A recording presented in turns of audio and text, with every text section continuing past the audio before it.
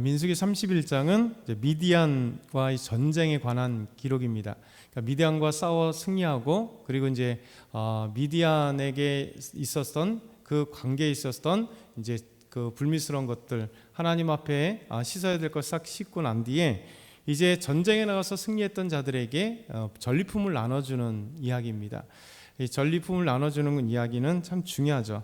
그 중에 오늘 말씀은 없지만 그 앞에 말씀 8절에 보면 미디안 중에 죽인 자가 있어요. 그 자는 누구냐면 발락이 이스라엘을 저주하게 하기 위해서 발람을 불렀었죠. 근데 저주가 아니라 하나님은 저주를 바꿔서 계속 축복을 할 수 있도록 하나님의 강권적인 역사가 있었던 기록이 있습니다. 그런데 8절을 보면 또 부올의 아들 발람을 칼로 죽였더라. 그러니까 미디안과 전쟁 속에 결국 가짜 제사장, 선지자죠, 가짜 무당 이스라엘 백성들에게 저주하고자 했으나 하나님은 그 저주를 축복으로 바꿔서 놀랍게도 하나님에게 쓰임 받았으나 그 삶이 하나님께 받았음에도 불구하고 하나님을 만나지 못했던 자의 최후를 얘기하는 거죠. 그래서 결국 우리 삶 가운데 전쟁이라는 것은 아주 되게 중요한 것 같아요. 왜냐하면 일상적인 전쟁은 아주 정말 고통이고 우리가 있어서는 안 되겠죠. 왜냐하면 전쟁에 승리한 자나 패배한 자나 모두 전쟁이라고 하는 것은 사람들에게 고통을 안겨줍니다. 그런데 우리 인생에 있어서 가장 중요한 영적 전투가 있죠. 우리의 삶의 문제와의 싸움도 있지만 영적인 전투. 그래서 우리가 하나님의 전신갑주를 입고 세상에서 마귀의 흉계와 괴계, 유혹, 그래서 죄의 관계 속에서는 끊임없이 우리가 전투에서 승리를 해야 돼요. 왜냐하면 전투에서 승리하지 못하면 바로 사단의 유혹에 넘어져서 죄를 짓거나 믿음에서 떠나거나 믿음에서 갈등하거나 믿음을 포기하거나 이런 어떤 영적인 패배 속에는 아주 심각한 영적 내상을 입기 때문에 그렇습니다. 그래서 믿음의 사람들은 끊임없이 기도함으로 우리가 승리해야 돼요. 그래서 우리가 영적인 승리하기 위해서는 항상 기도, 그러니까 하나님께 기도하는 것은 단순하게 우리의 제목을 올려드리는 게 아니라 하나님께서 그 기도 속에 강력한 능력을 우리에게 주십니다. 그래서 우리가 능력 주시고 힘을 주시고, 그래서 우리가 싸울 수 있는 그 강건함이 있을 뿐만 아니라 그 수많은 진들을 파할 수 있는 권능, 그리고 하나님이 문제에 대한 해답을, 그 기도의 응답을 주시기 때문에 우리가 승리하는 거예요. 그래서 이 기도의 사람이 되어야 되고, 더 나아가서는 곧 성령의 검, 전투에서 무기잖아요. 검이 무기입니다. 근데 성령의 검, 하나님의 말씀을 가지라, 이렇게 말씀하셔요. 그러니까 성령이 우리가 충만하면 하나님의 말씀이 충만하다는 겁니다. 그러니까 하나님의 말씀이 충만하면, 정말 말씀만을 사로잡히면 하나님은, 우리 성령 하나님은 이 하나님의 말씀을 갖고 강력한 무기가 되는 거예요.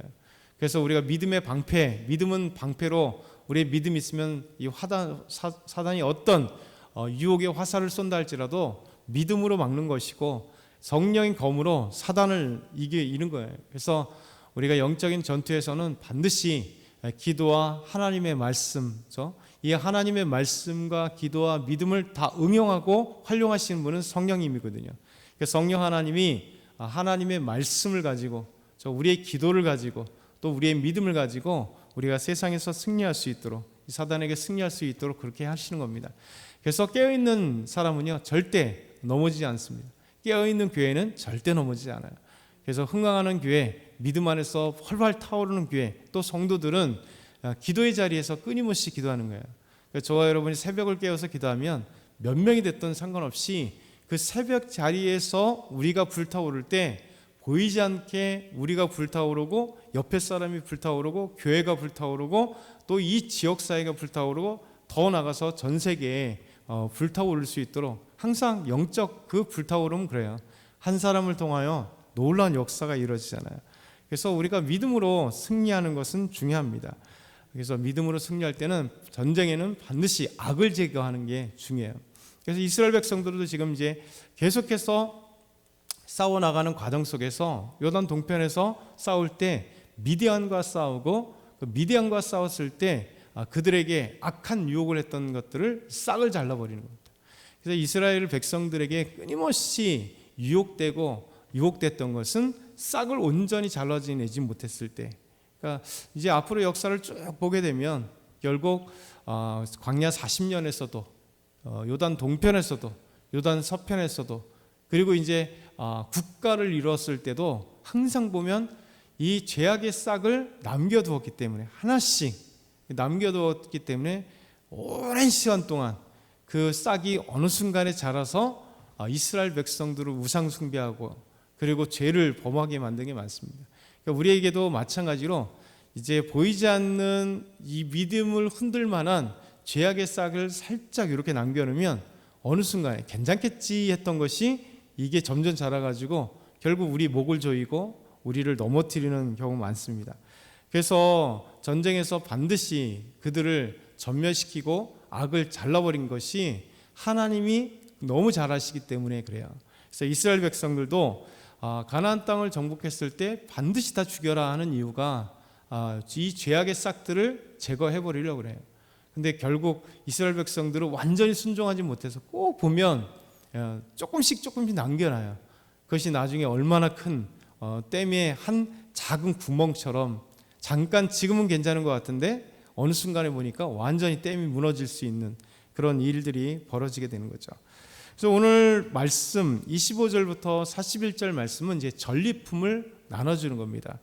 왜냐하면 전쟁에 나가면 반드시 그 전리품들을 나누게 되어 있습니다. 25절부터 29절 보면 여호와 하나님께서 모세에게 말씀하십니다. 너는 제사장 엘르아살과 회중의 수령들과 더불어 이 사로잡은 사람들과 짐승들을 계수하라. 왜 계수하는가? 이 사로잡은 포로로 잡은 사람들과 그리고 이제 전쟁에서 얻어진 이 전리품들, 살아있는 이 동물들을 계수하라는 거예요. 그래서 이것을 나누기 때문에 그래요. 그러면서 그 얻은 물건을 반분하여 반반 나누라는 거죠. 그 절반은 전쟁에 나갔던 군인들에게 주고 절반은 회중에게 주고 전쟁에 나갔던 군인들은 사람이나 소나 낙이나 양 떼의 500분의 1을 여호와께 드릴지니라. 또 이스라엘 자손이 받은 절반에서는 사람이나 소나 낙이나 양 떼나 각종 짐승 50분의 1을 가져다가 여호와의 성막을 맡은 레인에게 주라. 이렇게 얘기합니다. 여러분, 모든 분쟁은요 소유에서 있습니다. 소유. 왜냐하면 사람은 항상 소유에 욕심이 생기잖아요. 그래서 이 소유에 욕심이 생기기 때문에 분쟁이 일어나고 싸움이 일어나고 죄악이 일어나는 겁니다. 종종 TV에서 그런 얘기가 있잖아요. 로또를 맞았을 때, 그렇죠? 혼자 맞으면 괜찮은데 누구가 같이 뭐 조금 샀는데 아니면 뭐 심부름 시켰는데 누구의 지분이 크냐? 그래서 그 로또를 맞은 것에 대해서 막 싸우는 경우가 있습니다. 뭐 단순히 뭐 1,000만 원도 싸우겠지만 어마어마한 돈. 미국은 이제 슈퍼가 있잖아요. 슈퍼 로또들이 있잖아요. 그러면 얼마 전에도 2조 원인가 이렇게 받은 사람이 또 등장했는데 2조 원, 뭐 1조 원 이러면 그거 어마어마한 돈이잖아요. 이게 쌓이고 쌓여서 한 번에 팍 터지면 몇 조가 되는 경우가 있어요. 근데 그러면 그거 갖고 엄청난 분쟁이 일어나기도 하고 우리나라도 그랬습니다. 왜냐하면 사람은 항상 소유가 즐거운 것 같은데 소유 안에 죄성이 있기 때문에 더 갖고 싶은 게 있잖아요. 형제들과 싸움하게 되고 자녀들끼리 싸움하게 되고, 그렇죠? 그래서 이런 것들이 있습니다. 근데 하나님은 이 소유 때문에 분쟁이 일어날 걸 분명히 아셔서, 그러니까 동서양을 막론하고 항상 전쟁에 나가면 모든 전쟁의 사람들이 이제 왜냐하면 월급이 없기 때문에 이제 군사를 징집해서 나가서 싸우면 엄청난 손해잖아요. 죽음도 있고 때로는 다치기도 하고, 그리고 죽은 병사들은 집에 그 가장들이잖아요. 그럼 아무것도 없는 그런 거기 때문에 이 전리품들은 그 가정을 살릴 수 있고 그 다음 그 사람들에게 월급이 되기도 하고 그런 거예요. 그래서 항상 이것이 중요해요. 우리나라 쳐들어왔던 몽골 TV를 보면, 드라마들을 보면 이제 몽골이 그런 걸 잘하죠. 몽골이 오면 망창 한번 징집해서 이제 그들의 이 양을 키울 수 있는 좀 휴지기에 항상 우리 조선을, 특별히 그 전에 이제 고려를 쳐들어왔죠. 이 고려를 쳐들어와서 만주족이나 몽골족들이 쳐들어올 때 그들의 휴지기 때 병사들을 다 모아서, 평소 때는 자기들의 일터에서 양떼를 키우지만 한 번 오면 그래서 와서 엄청나게 약탈해 갑니다. 약탈하면 전쟁한 자들에게 이 전리품을 주어서 그것이 그들에게 있어서 소득이 될 수 있도록 그렇게 하는 겁니다. 그래서 오늘 말씀도 이렇게 하는데 분명히 전리품인데 하나님을 잘 나눠주세요. 왜냐하면 전쟁에 나갔던 자들 반, 그리고 이제 전쟁에 나가지 않은 사람들도 반, 그리고 여기서 끝난 게 아니라 이제 보통들은 다 그렇지만 우리는 하나님을 믿는 사람이기 때문에 이스라엘 백성들은 이제 전리품의 반반을 군사들과 그리고 백성들에게 나눠주고 또 그 중에 전리품의 500분의 1은 여호와 하나님께 감사함으로 드려라.